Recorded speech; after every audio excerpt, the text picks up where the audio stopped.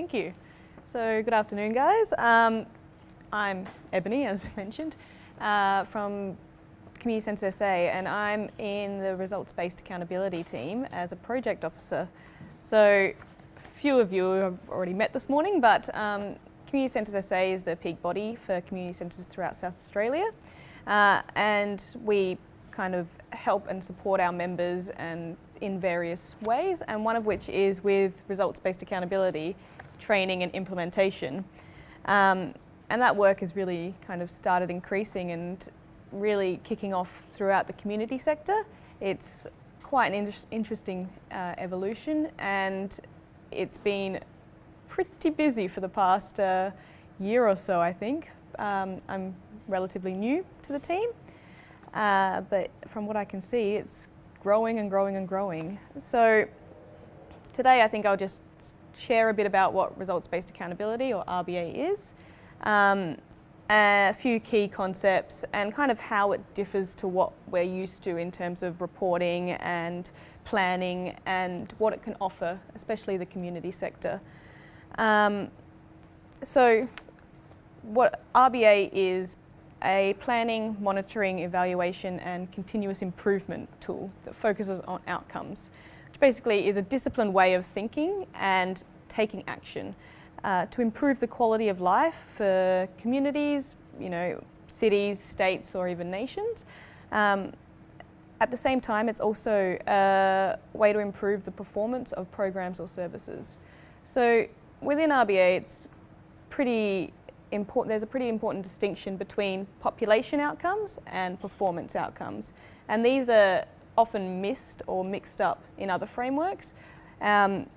So we sometimes hold, managers of a program accountable for the outcome of an entire population, such as making sure all children are well off, or all adults, all parents have good parenting. And it's kind of in that mix-up that we lose the accountability, because there is no way that one manager of one program can be accountable for that population level result. So RBA is pretty clear in making sure that these two things remain quite distinct and separate.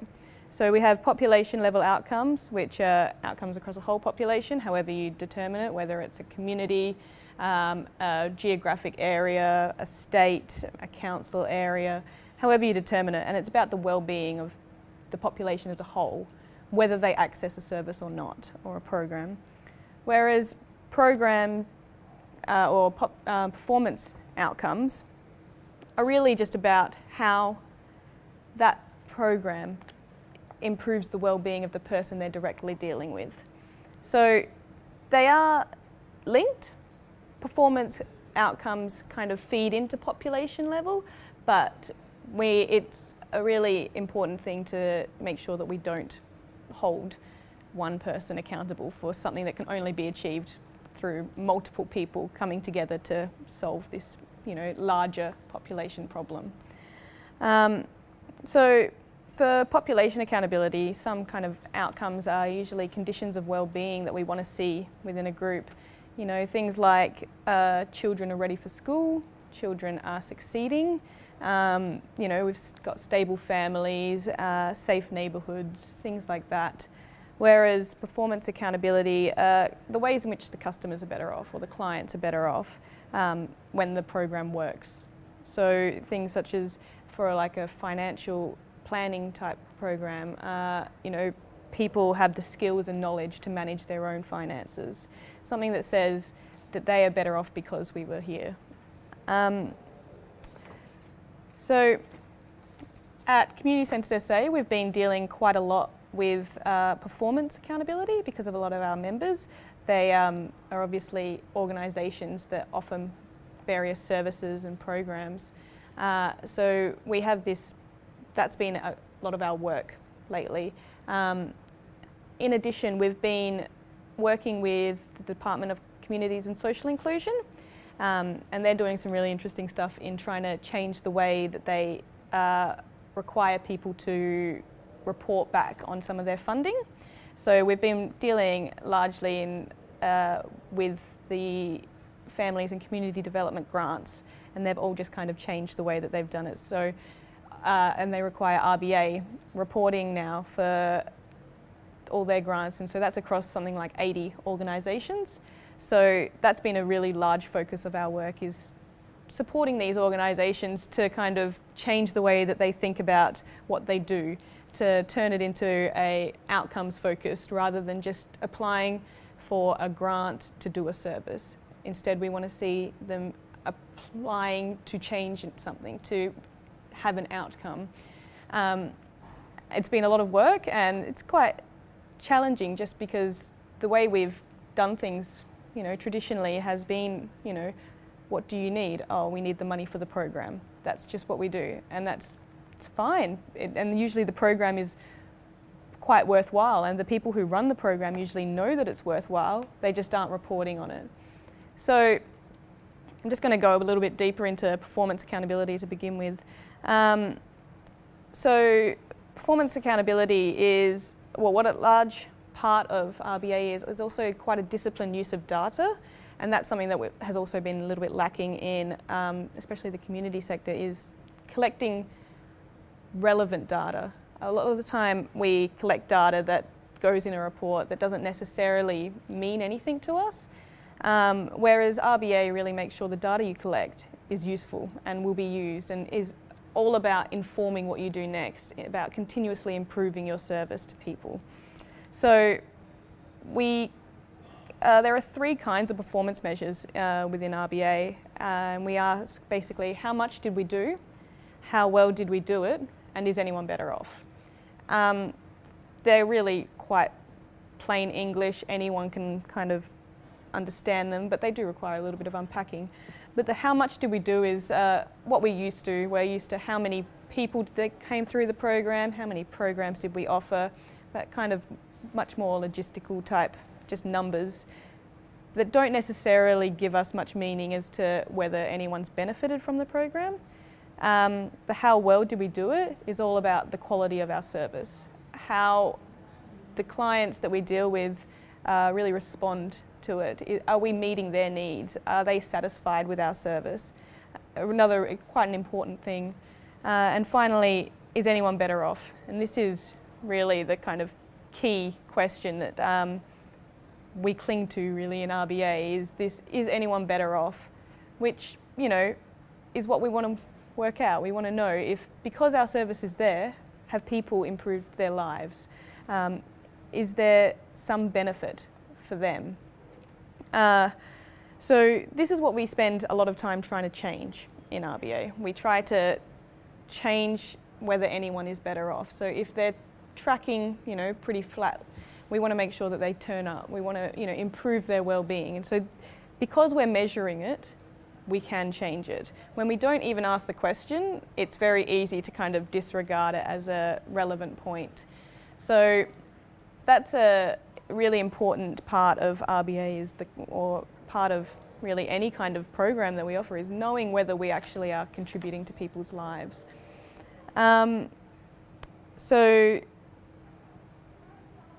some examples of better off measures are, whether participants have applied the new skills that they've learned, whether they are reporting that they've got an increased sense of belonging, or they've increased their social connections, things that matter to them. So within RBA we use kind of quite a structure in terms of moving from talking about an issue to actually planning it and moving into action. And it's quite a logical fashion. We kind of go through these 7 steps, 7 questions that we ask, basically. And so it's, sorry, I'll just grab them up. So we begin by kind of looking at who our customers are. Who are we trying to serve? Who are the people that are directly impacted through the service that we offer? After we know that, we can start to design measures around how we're going to do that. So how can we know if we're doing better off, and how can we know if we're providing a quality service? So we start to collect the data around that. We design some questions, some surveys. We come up with some techniques as to how we're going to collect that data to know whether we're offering a good service and whether people are better off because of it. And then we move into something that's quite it's a really important part of RBA, and it's often missing in other reporting frameworks as well, which is how are we doing on these most important measures? So we don't just collect the numbers for the sake of it, we collect the numbers and then we start to interrogate what we're doing. So we start to form like kind of a baseline and knowledge of what data has been doing in the past, where it's at, and what it might be doing in the future. And we start to say, well, why is it like that? So we start to move into kind of, we get into this story behind the data, kind of, which is, it's a really important part because it's often this disconnect between, you know, what is reported in a report and goes up to high-level managers or back to funding bodies, and what the people on the ground who are delivering these services actually know. And there seems to be a disconnect between that because, you know, there are people, you report that you had 800 people come through a program and that goes up, but really, you know, you had 800 people that came through the program, but, you know, 750 were satisfied, but only 400 were better off. And you want to be able to say why that is. You want to be able to tell the story as to what is behind that data. And so that's what RBA allows you to do. It really allows you to kind of start to dig down into why things are the way they are, we kind of look at what are we doing well, what are we not doing very well or not as well as we'd like, and what are we going to do to be better. And it kind of feeds into this continuous improvement cycle. So it's not about saying that because only 400 people are better off, your program's a failure. It's about saying because 400 people are better off, there is something that we're doing very well and something that maybe needs to be looked at a bit further. And how can we feed that into the next round of reporting or into what we do next? How do we take action on this? And this just allows for us to improve the services, and it allows the acknowledgement that things aren't always perfect. There are reasons why people don't do things. There are reasons why people don't come back. And this can all be articulated in the story behind the data. So then the next question in terms of performance accountability is who can we partner with to solve this, or to who can we partner with who has a role in doing better? RBA is really about forming partnerships with people in the area, within the sector, with, you know, if you're dealing with children, with the families, with all of those who have a role. It's really important to kind of think beyond just the program that you offer, so you can have this more holistic take on why a person is, you know, so if they're facing multiple issues, you might be engaging another service so that you can have this, you know, more fluid referral pathway, something that makes their lives easier. Then we get to the point where we ask what works to do better, and we come up with some options. So we say, based on everyone's experience here, what works? What are we going to do? Are there any low cost or no cost options? And that's quite an interesting question, the low cost or no cost, because often when we think that a problem needs solving, we just think more money needs to come our way or more resources need to come our way to solve it. To actually ask what's a low cost or no cost solution gives people the permission to kind of think around the issue, to work out how you can use use what you've got in a slightly different way that may better address the needs of those that you're serving. And then we go to what do we propose we do? What are we going to do about it? Our action plan. How are we going to achieve these changes to make sure that we are continuously improving our service? So this whole process, the 7 questions, can be done usually in under an hour. And it's really a way of just moving from let's talk about the issue, let's talk about what we want to do, right into this is what we are going to do. This is an action plan. And often, you know, and some people can get really stuck in certain elements of it, in trying to work out what the data says and stuff. But RBA really just promotes the use of moving through things, trying to get the first lot down so that you're not being held up by things. You are actually moving into action. So that's kind of a bit of an overview of performance accountability. The other part of RBA is the population accountability, and this is really about having multiple stakeholders that come together to solve or to address a problem or a need within their community that is across the whole population. So when we move, population accountability also has 7 questions for planning, and it begins by working out what your outcome is. What do you want to see change in your community? Do you want to make sure that all children are healthy? Do you want to make sure that there are safe neighbourhoods? Do you want to make sure there's a clean environment? Something that is addressed across a whole population. Then we kind of dig a little deeper and we start to look at, you know, what the experience is. What would the conditions look like if we could see them? If we achieved our work, what would people be looking like? Children would be, you know, free to walk in the streets after dark, or children would, you know, crime rate would be low and there wouldn't be graffiti on the walls or things like that. What is it going to look like when we've done our work? And then we move into kind of how do we measure this? Within population accountability, it's a bit different from performance in that we have a population level indicator that measures our performance. It's a way to quantify what we're talking about, really, what our outcome is into a kind of a statistic or a piece of data. So crime rate might be one for safe neighbourhoods. You know, if we see a decrease in crime rate, we will be improving the quality of life in our neighbourhoods. How are we doing on the most important of these measures is another way of interrogating that data and making sure that we understand what the story is behind it. Especially for population accountability, it's quite interesting because sometimes we really skip straight past understanding what's behind it. We kind of move from crime rate is here and therefore we're going to do this to solve it without fully understanding what is behind it, why it is that way.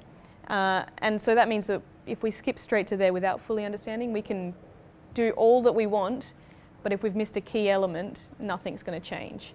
So in understanding why a statistic or why a piece of data is the way it is really quite important in making sure that we have the whole story.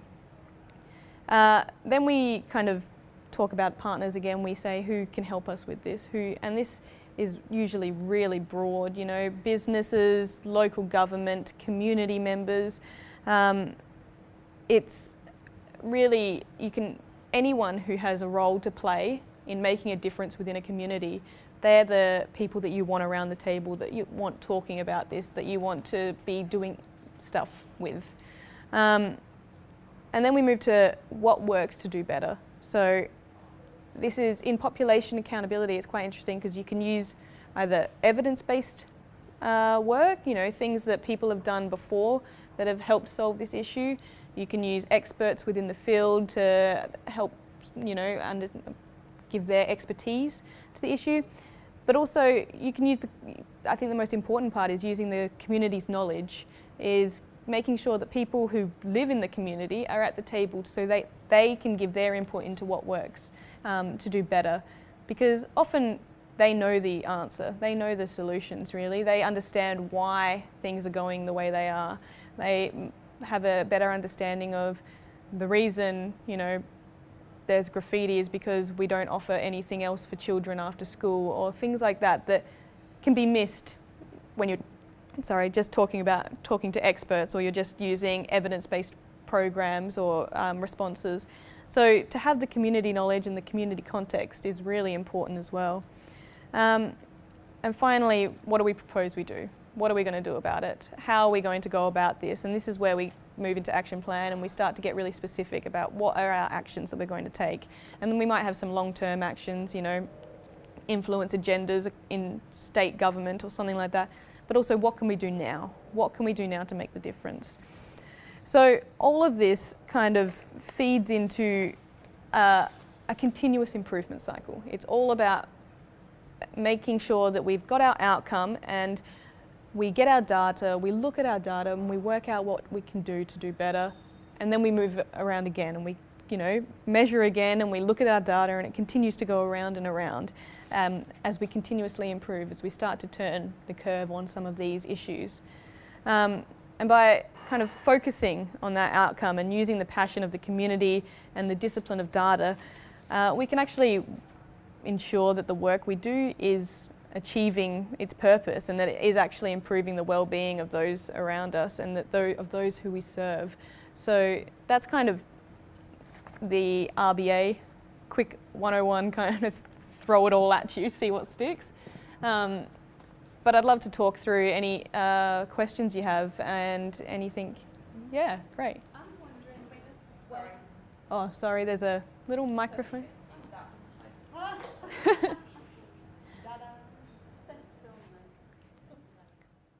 I'm wondering where RBA as a terminology came from.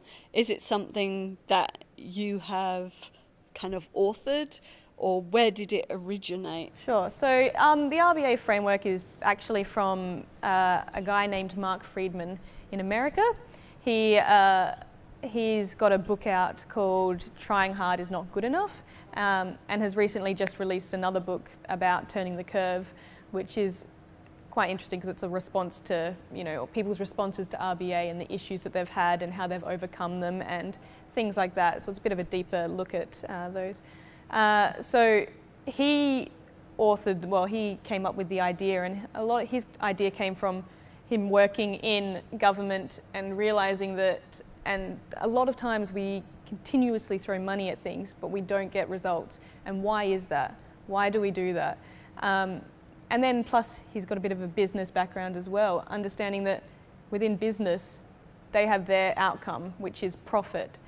Why doesn't the community sector have something like that? Why don't we have our outcome as the center focus, and everything we do is in service to that outcome? So his kind of approach was to take this, business type approach to the community sector, and how can we use it to do better? And then Community Centres SA has kind of picked up it within South Australia. We're currently the only provider of RBA training and within South Australia, and it's sort of grown legs and is running now. It's FREID, I think it is. Man. IED. Oh, this is Friedman. Yep, so that's kind of where it came from. And it's used quite extensively across the US. There are some really interesting projects that happen out there in terms of population accountability. They've got, in Vermont, I think it is, they've got an entire population plan built into legislation. So it's part of their act is to report in an RBA fashion, and all of their outcomes are written into that's their kind of part of their legislation, which is quite interesting, really. So, is there any other comments, questions?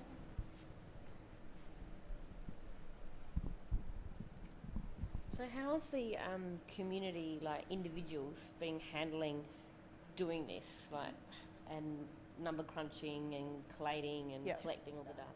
It's quite interesting because, so we've had two sort of approaches. One, which has come through DCSI, the Department of Community Social Inclusion, and that's been quite challenging for people because it's still a little bit of this top-down, you're still required to report on certain things. So it's not quite a pure RBA approach. And so it has been quite challenging for some organisations in working out what that means for them. And the data collection is another thing that has been quite challenging because people are not used to collecting data on such things. So we've been trying to kind of, come up with a few templates of surveys that you might use if you want to collect data on something, or trying to come up with some innovative ways to get that data. But that always seems to be the question. It always seems to be a bit of a sticking point, is how do we get the data from people? Sorry, yeah? Another very interesting question. DCSI would often be funding projects that might need RBA. Are they prepared to spend an extra 20% to do the data collection properly? Because that's probably what it will take. And we know as a result of the projects we've run that often They want a lot, but they don't understand the cost of collecting the data and analysing it. I can't really speak to what DCSI they've undertaken quite a massive change within the organisation. A lot of them are being trained up in RBA, and really what we want to do is ensure that whatever data is going to DCSI is data that you actually want for yourself. So it's, it's not figures, it's not you collecting data for the sake of collecting data for DCSI. It's making sure that it's really relevant to you so you know what you're doing. So it's probably questions that you want to ask your clients anyway. Are you satisfied with this service? Did this actually meet your needs? Those are the things that you probably want to know as a program manager or as the provider of a service. And further, have you been able to use your skills? These are things that we probably want to know. And so that's what we've been trying to kind of lobby for or advocate for is the use of data, not just for the sake of it, but for really making it tailored to each program and to make sure that it's actually... How well is that going with GCSI and DSD? And It's a work in progress. I think it's quite interesting because we had the first round that came out and there was one program that was the Family and Community Development Grants. They were the first ones that kind of had this RBA lens, but they were still constrained by original service agreements. So there was still a lot of compromise that had to come from that. Whereas we're hoping that in the future when kind of DCSI start to move really towards RBA and start to use it more, that people will tender or will put in a grant application in an RBA format as is, and they will be judging it based on the outcome that you're receiving. So that's what our hope is that once you put it in your RBA format, you're already said that you're collecting the data on these things because this is what we want to know, and that will make things much kind of more specific to you and make it, what you want. So it is a work. Can I ask where you're from? We've run some job seeker programs, Yep. HR development work, and we've had to collect data on hundreds of job seekers Yeah. a year. And of course it's been incredibly difficult. Yeah. And then you've collected all of this data that was not relevant to the individuals on the program, but it was for stats purposes. Yeah. So then when you come to get case studies and satisfaction, there's a reluctance for people. Yeah, absolutely. I think that there is a bit of that kind of survey burnout. The size of the spreadsheets and the amount of data literally would have been at least 20% of the Yeah. project cost just to put all the data onto spreadsheets for them. Which is, and really all what's that it time for? could have been spent on collecting satisfaction data and stuff about So benefits. we kind of really advocate for using 3 to 5 measures, which is, I think for a lot of people, immediately like, oh, it's a bit light, isn't it? How is that going to capture everything that you want? But we say, well, 3 to 5, 2 maybe how well, satisfaction, what the quality of the service, and 3, anyone better off. They're the ones that you care about, really. Yes, we can collect the data on how many people attended and how many programs we offered. We do that anyway, that's fine. But these are the ones that we care about. So, yeah, even for larger programs, having 3 to 5 is usually enough to give you an indication or to tell you what you want. So we're, kind of really advocating for the use of data for a purpose and to make it useful to the organisation or the program. So we're in your corner here. We might wrap it up there, thank you. Thank you very much. Thanks everyone.